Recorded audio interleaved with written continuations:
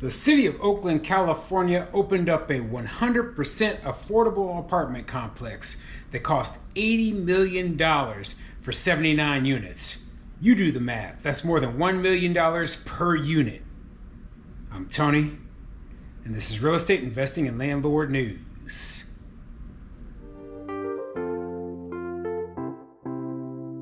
Alright, so I have an interesting article for you today, and it's coming out of Oakland, California. Now, I've talked a lot about Oakland, how they have very, very anti-landlord laws there, and how a lot of small landlords in particular are really getting screwed over by all their laws, rules, and regulations. But I thought I would bring you a story about how they built this apartment complex for people who recently got out of prison, okay? And I think it's funny when I'm reading this, and it's going in the same way that the other article I covered recently about a Los Angeles apartment complex that they built went, okay? Basically, they spent way too much money. They spent so much money building this place that, you look at the cost and it ends up being around $1 million per unit. Okay, now I know Oakland is a very, very expensive place. I also know that Oakland has a very, very bad crime problem. Now, I don't know how you can justify spending $80 million, $1 million per unit on this kind of place. But you know what? It's all about government waste, government fraud, and government abuse. Now they say, oh, well, no. It was a nonprofit or something that built this.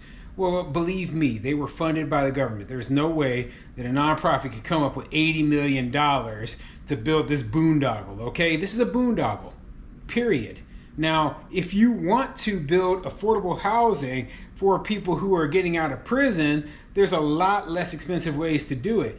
But instead, they say, oh no, we're going to drive up the costs and do all this garbage, and next thing you know, they're spending $1 million per unit. Think about that, okay? Even in California, $1 million for one unit is a lot of money. A lot of money. So before I get into the article, go ahead, hit the like and subscribe button, maybe leave a comment down below. Let me know what you think. So what do you think of them spending $80 million to build 79 units? Do you think that was a good way to spend money? I don't. Okay? In my mind, what would have probably been a better way to get these people housed or get housing for those people would have been to buy a apartment complex that was in bad shape and fix it up and then repurpose it just for that specific purpose. It would have cost a lot less money if you bought 79 existing units. The problem is with all their rent control laws and everything, there's no way that they would have been able to get all of the old tenants out so they could fix the place up. Basically, their own laws are making this even harder for them. So the best solution would be, why even house these people in Oakland? If the land is so expensive, if it costs so much money to build there, it's just not even reasonable to build this sort of thing in the city.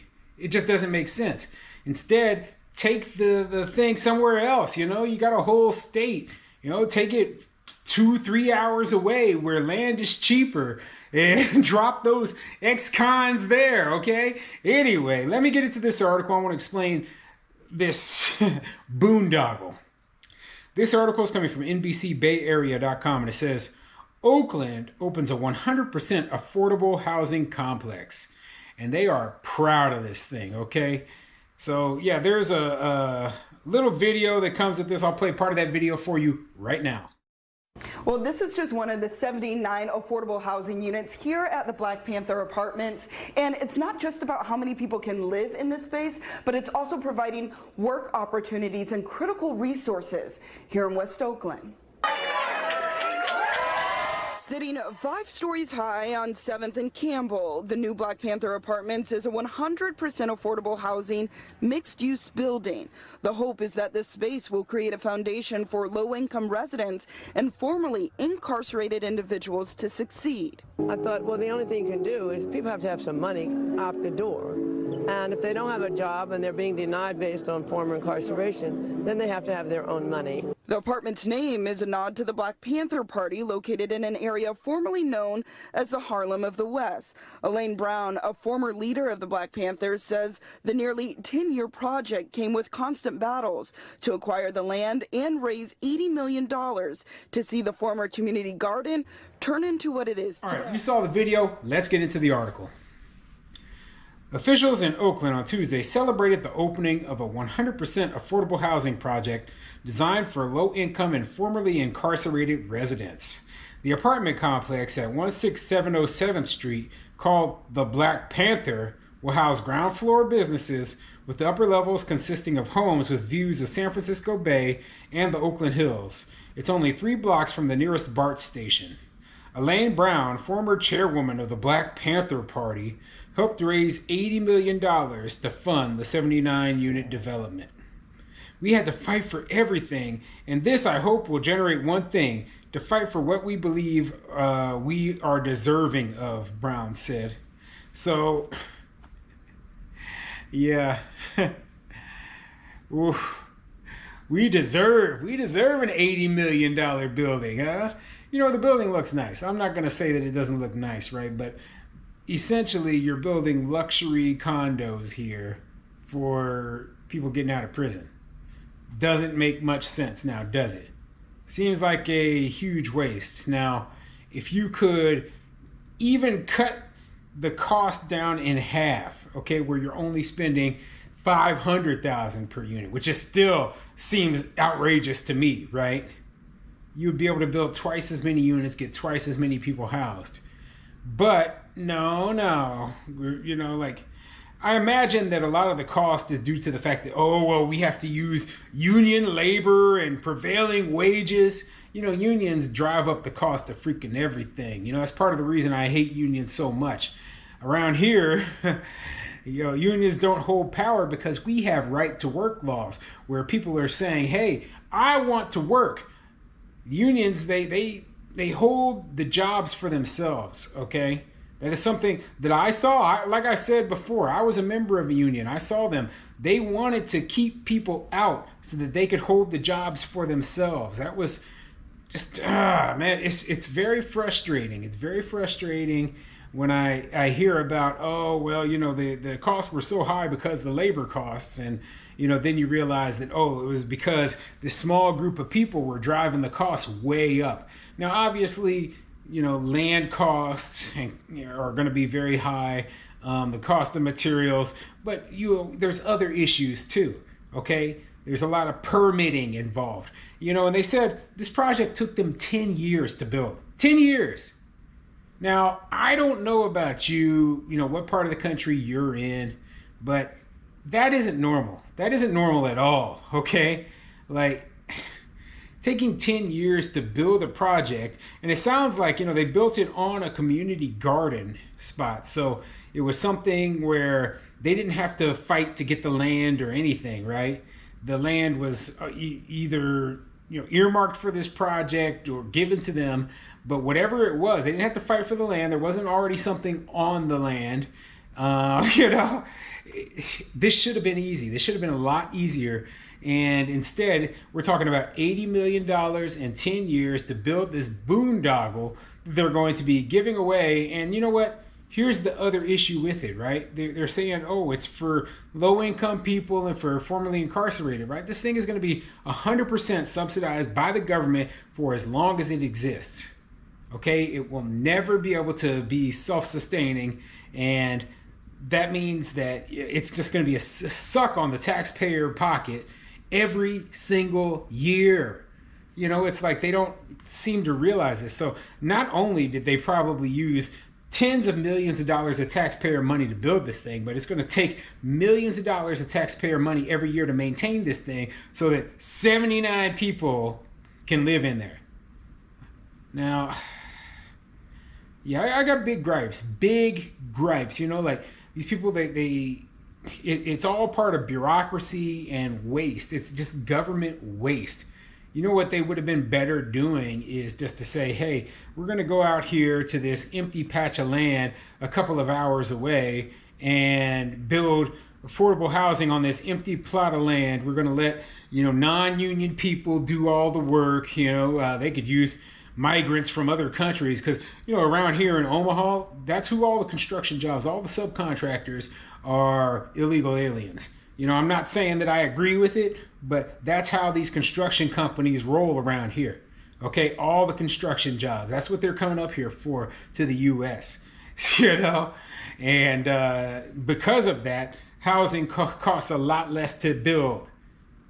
Okay, and meanwhile, you're spending $1 million per unit in Oakland. Anyway, let me get back to the article.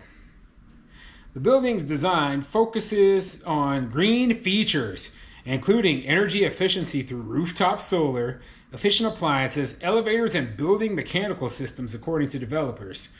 Local nonprofit Oakland and the World Enterprise and community developer McCormack Barron Salazar collaborated on the design of the 5-story apartment building with residential, community, and commercial spaces. About 7,500 people have already applied to live in the complex. Residents must be at or 30% below the area median income.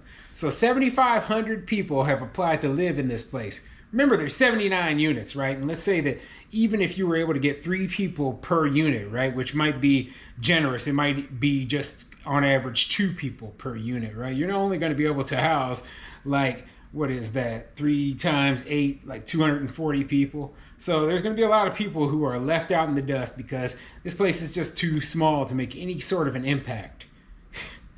But of course, looking at why it was so expensive is because they put all this green crap in there. You think solar panels are cheap? They're not. They cost a fortune. So they're putting all this green, everything is green and efficient in here. Yeah, well, that's why housing costs so much in California, because you put all that green efficiency stuff in there and it drives up the cost of the housing. It's like they don't realize this stuff. It's like they're too dumb to figure out that, this is a waste of, 1, it's a waste of money. 2, it's not going to actually help the people that they're trying to help. 3, right, there are much better solutions to their problem. So, I don't know why they would think this is going to work. Okay. All I know is that I'm glad that I don't live in California. I would never invest in Oakland. I would never live in Oakland.